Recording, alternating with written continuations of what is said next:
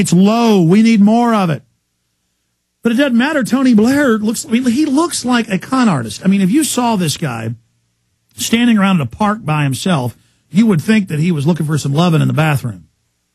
I mean, and this is a guy who admittedly does black magic rituals when he was prime minister, and everything he does is calculated by his wife, who's a witch. And folks, this isn't me saying he's a witch. Let's throw him in the water and see if he sinks or floats. This, if at Google, Tony Blair witchcraft, or his wife, Tony Blair's wife witchcraft, you will see mainstream news. Okay, the point is, this is a delusional scam artist criminal. And so what does he say? Oh, I'm a planet-saving kind of guy. Zoom in on this thug. When we come back, they're now saying summer is not natural and that there shouldn't be seasons. I told you that was next. I saw him building up to that, going, winter's too cold, global warming, summer's too hot, global heating. Now it's just, well, kids, don't believe that old crazy man. His re-education didn't work. There really is no such thing as seasons. Really, Mommy?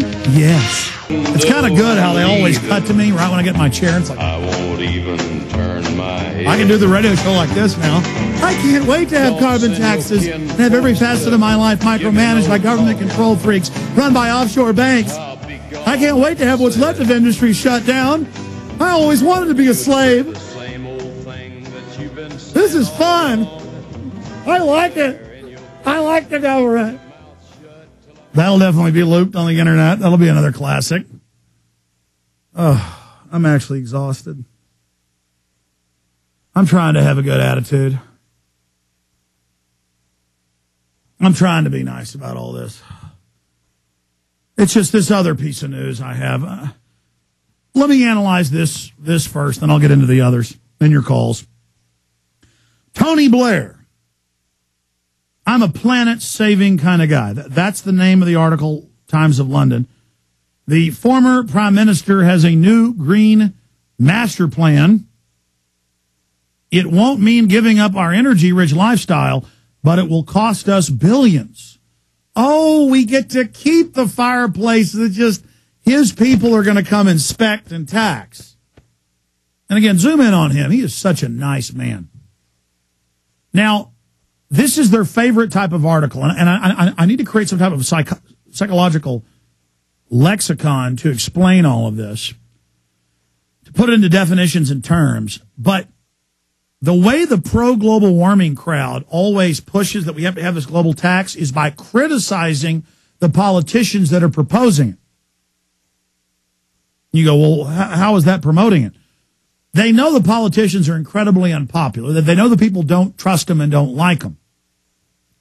So the trick is they always come out and talk about, yeah, the earth is in trouble, but these politicians, they play the class card, are flying on private jets and have 8,000 square foot homes like Al Gore and have huge carbon footprints bigger than the average person. And so that's the issue, is that Arnold Schwarzenegger is for the global carbon tax because he's so conservative, but he flies to Sacramento every day from L.A., from Beverly Hills.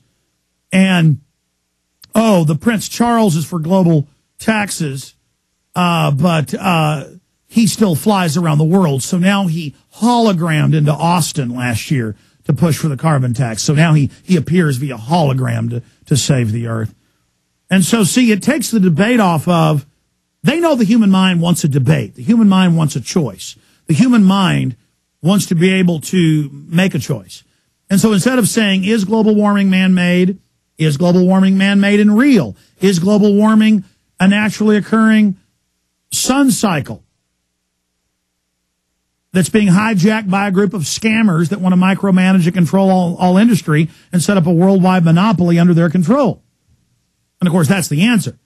So they give you a false choice. Yes, global warming's real and man-made and very horrible. We've got to do something about it. But Tony Blair has too big a carbon footprint and is a hypocrite. We got to cut his carbon allotment.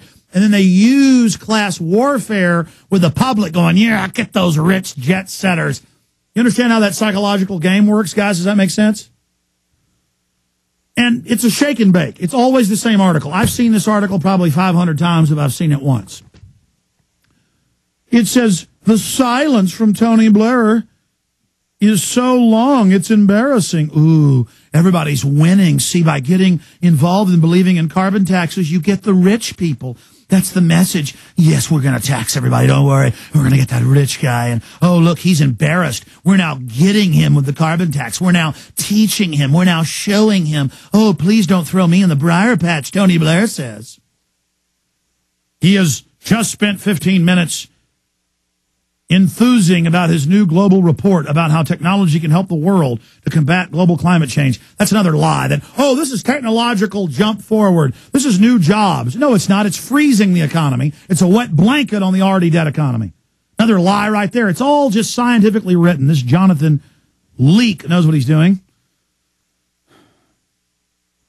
About how technology can help the world combat climate change. And when the obvious question rose, what has he done to make his own life more sustainable?